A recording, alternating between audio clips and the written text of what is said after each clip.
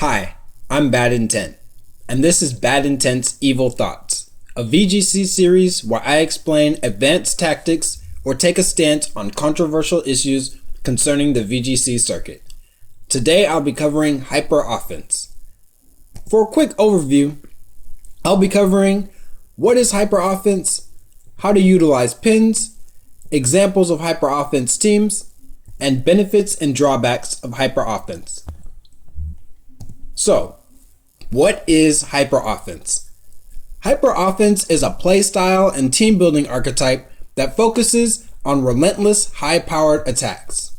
From a team building perspective, offensive synergy and high damage output are emphasized, while defensive pivots like Aegis-Slash, switching in general, and other passive plays are eschewed in favor of simply overpowering the opponent's team.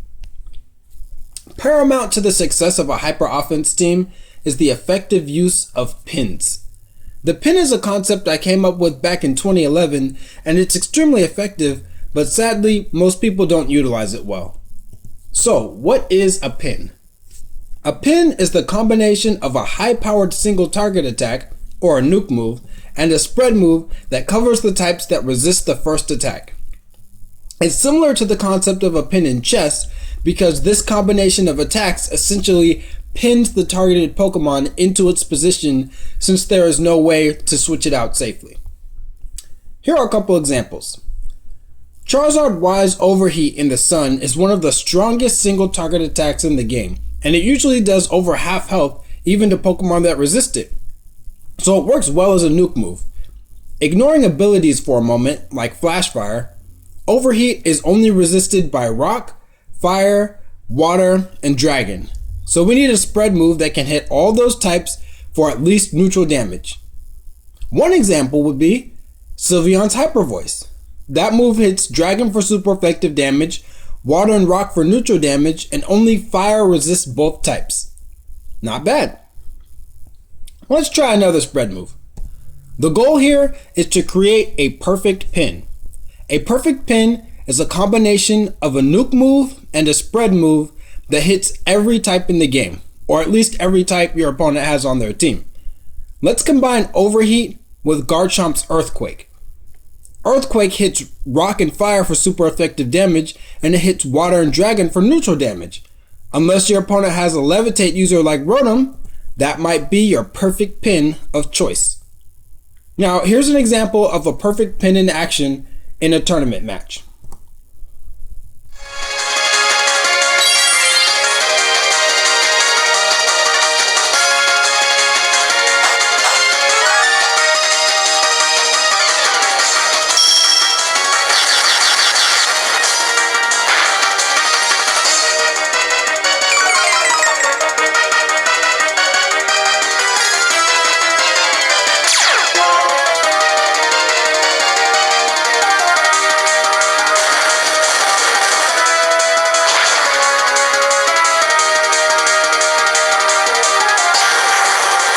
Utilizing pins is the true hallmark of a hyper offense team.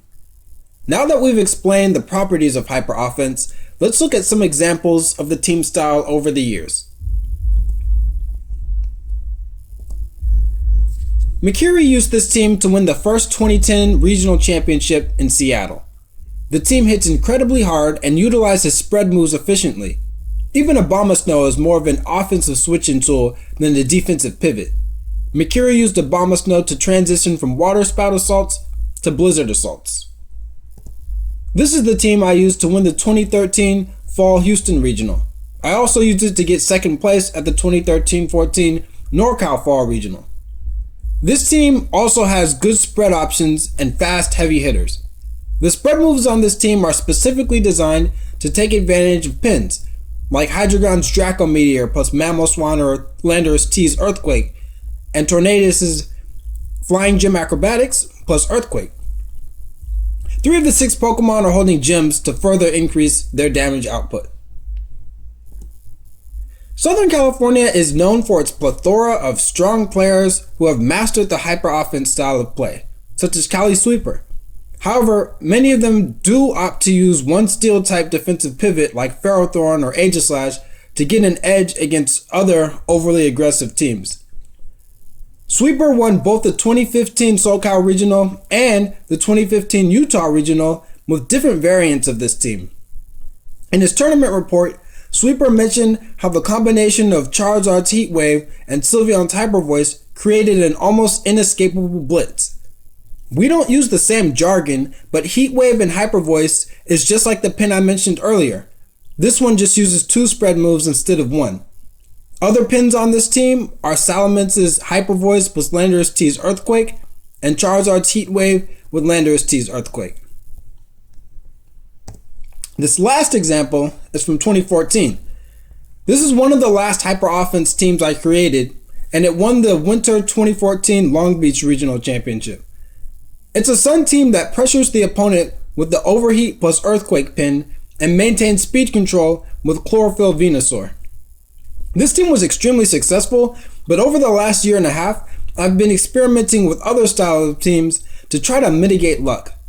But after experimenting with almost every style of team, I've finally gone back to Hyper Offense because I think it still does the best job of preventing hacks.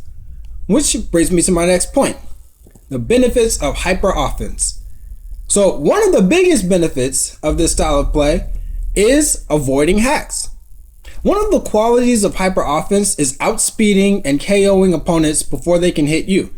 This means you take less hits and therefore have less opportunities to get harmed by secondary effects like skull burns and critical hits.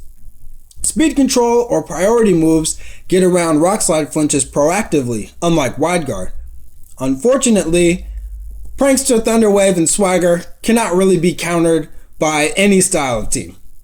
Hyper Offense can at least drop Thundurus in one hit to stop the spread of status early. Hyper Offense also creates consistency by shutting down setups before they start. Instead of trying to figure out all the different strategies your opponent can possibly have and attempting to adjust on the fly with very limited information, you can bypass that game altogether. Just KO everything. Less overall practice time and matchup knowledge is required, and even for experienced players, that's good because there are so many different variants of teams, it's impossible to have matchup experience against all of them. With Hyper Offense, your powerhouse threats can KO so much of your opponent's team so fast, they have to abandon their strategy and play defensively against your strategy, which you are thoroughly familiar with. So now let's go into some problems with defensive play. In contrast to Hyper Offense, where you want to hold your ground wherever possible, defensive play relies on switching, which leaves you vulnerable to hacks. Not many things are more irritating than switching in Aegislash into an Ice Beam just to get it frozen. Defensive stat-up moves are also prone to secondary effects and critical hits since the Pokemon are taking repeated attacks. Defensive play is also vulnerable to reads-based players. By playing reactively, you extend the invitation for your opponent to choose what angles they want to attack you from. Certain players make a living off of reads and tend to snipe switch-ins or double target Pokemon they don't think will protect. Reads-heavy players can only get away with this if you give them the breathing room to make those decisions. Hyper Offense pigeonholes them into a narrow line of options or they'll be eaten alive by your pins. So now it's very important that I address the drawbacks of Hyper Offense so you don't look at this with rose-colored glasses. The biggest problem with Hyper Offense is if you don't have an aggressive attack combination to stop a threat, you're iced. Setups like Calm Mind Cresselia and Parastrap naturally are built to wall Hyper Offense teams. Diligent team building and matchup mapping are required to ensure you always have an offensive threat on the field to KO those Pokemon as soon as possible. Extra bulky offensive Pokemon are also an issue. Sylveon is an abnormally bulky Pokemon people have trouble defending against because of its very powerful spread move, Hyper Voice. It's very hard to stop when paired with a heavy hitter like Mega Kangaskhan. Simply one-hit KOing it is very difficult. The most common defensive pivot players resort to is Aegislash, because its unique typing and stats make it one of the only Pokemon that can switch into Kangaskhan and Sylveon. However, Hyper Offense has no room for defensive pivots, and stance change really slows down the pace of the game, which is another negative trait for this style. You'll need a more offensive way to KO Sylveon, like Metagross or Scissor, which can be harder to fit onto a team.